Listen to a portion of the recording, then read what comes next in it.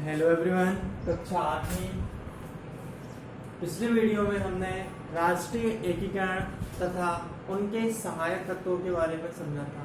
आज हम समझेंगे राष्ट्रीय एकीकरण के बाधक तत्व क्या होते हैं। ठीक है, तो पिछले वीडियो में हमने क्या पढ़ लिया था? राष्ट्रीय एकीकरण के सहायक तत्व पढ़ लिए थे। आज हमको पढ़ना है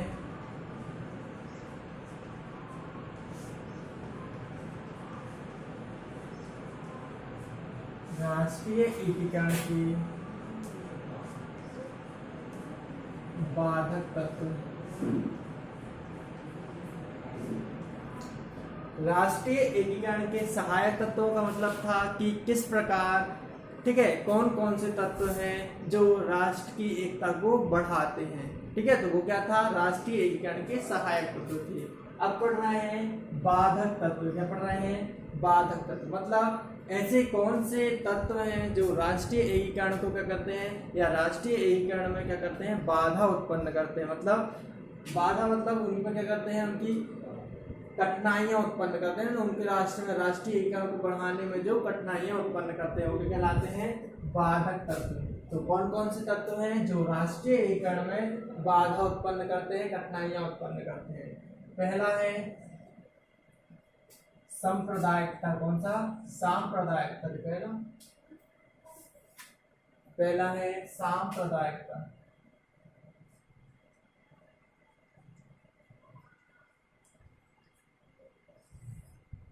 ठीक है, तो चार बाधक तत्व हैं, आपको चारों बता रहे हैं। पहला है सांप्रदायिकता, दूसरा बाधक तत्व है भाषावाद,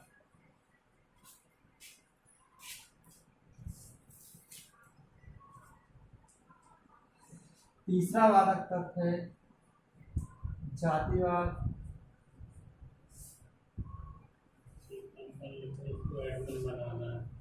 चौथा बाधक तत्व है आतंकवाद,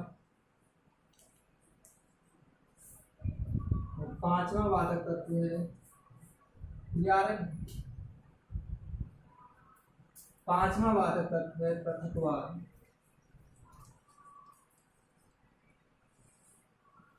आज अपन को इन पांचों का अध्ययन करना है। ठीक है, तो ये पांचों बाधक तत्व हैं, आपको पांचों अच्छे समझा देंगे, आपको तुरंत याद हो जाएंगे। ठीक है, तो राष्ट्रीय एकीकरण के बाधक तत्व। बाधक मतलब कौन कौन से तत्व हैं जो राष्ट्रीय एकीकरण में मतलब राष्ट्रीय एकता बनाए रखने में बाधा उत्पन्न करते हैं। पहले हम बात करेंगे सांप्रदायिकता की, फिर भाषावाद, फिर जातिवाद, आतंकवाद और पृथकवाद। तो पहला तत्व है सांप्रदायिकता, है ना। सांप्रदायिकता का मतलब होता है, सांप्रदायिकता का मतलब धर्म के आधार ना, धर्म है, ये क्या है? धर्म के आधार पर जो भेदभाव किया जाता है वो कहलाता है सांप्रदायिकता। तो सांप्रदायिकता किस प्रकार राष्ट्रीय एकीकरण में बाधा उत्पन्न करती है? तो सांप्रदायिकता जो रहती है, किसी एक धर्म को मानने वाले जो लोग रहते हैं वह उस धर्म को ही बेहतर समझते हैं ना। जैसे हिंदू धर्म वाले हैं तो वो हिंदू ही धर्म को बेहतर समझेंगे, मुस्लिम धर्म को क्या करेंगे? बुरा मानेंगे ना, मतलब अच्छा नहीं मानेंगे। सिख धर्म वाले हैं, सिख धर्म को ही अच्छा समझेंगे, लेकिन जो दूसरे धर्म है उनको क्या कहेंगे? वो गलत साबित करेंगे। तो ये क्या कहलाती है? सांप्रदायिकता। इससे क्या होती है? जो धर्मों के प्रति भेदभाव होता है वो बढ़ता है और राष्ट्रीय एकता में क्या होती है? बाधा उत्पन्न होती है। बन जाएगा। तो सांप्रदायिकता क्या होती है? धर्म के प्रति भेदभाव। क्या कहलाता है? सांप्रदायिकता। बन जाएगा। तो जिस धर्म को मानने वाले लोग होते हैं वह उसी धर्म को क्या करते हैं? बेहतर समझते हैं। जैसे हिंदू है तो वो हिंदू धर्म को ही अच्छा समझेगा, लेकिन दूसरे धर्म को क्या समझेगा? वह बुरा समझेगा।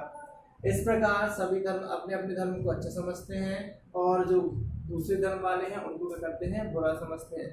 तो ये क्या करते हैं? सांप्रदायिकता एक प्रकार की क्या करती है? राष्ट्रीय एकता में बाधा उत्पन्न करती है। बन जाएगा।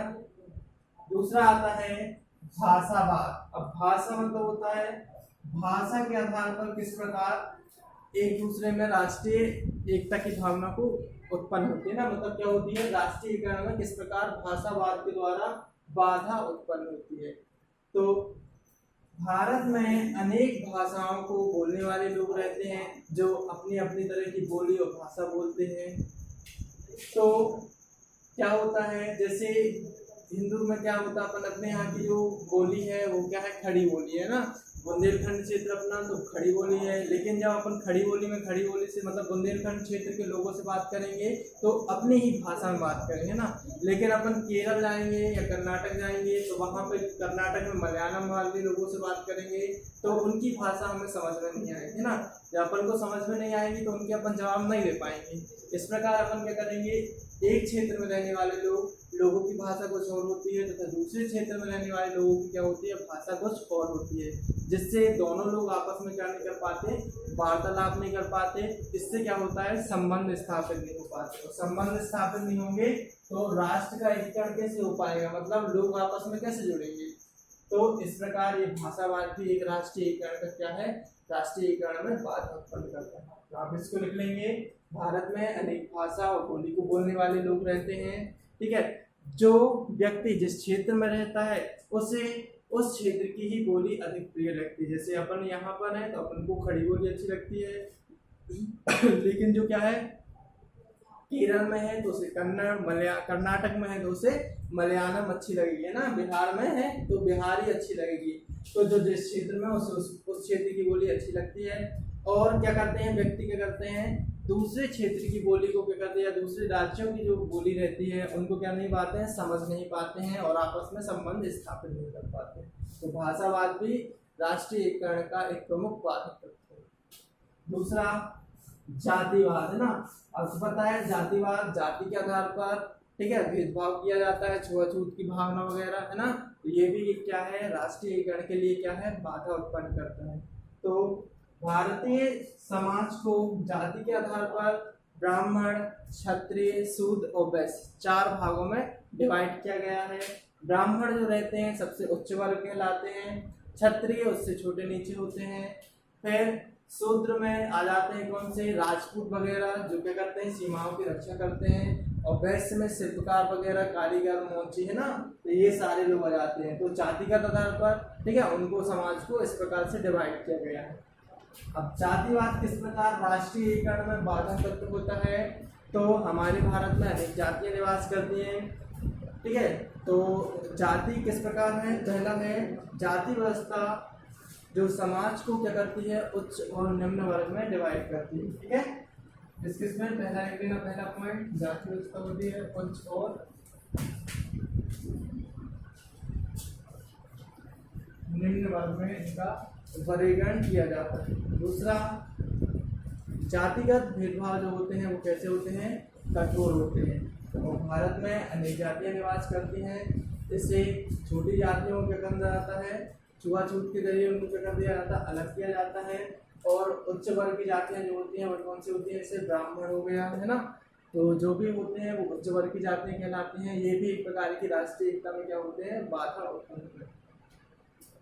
दूसरा हो गया, तीसरा भी हो गया और चौथा है ना, चौथा दिया है आतंकवाद। क्या दिया है, आतंकवाद, है ना।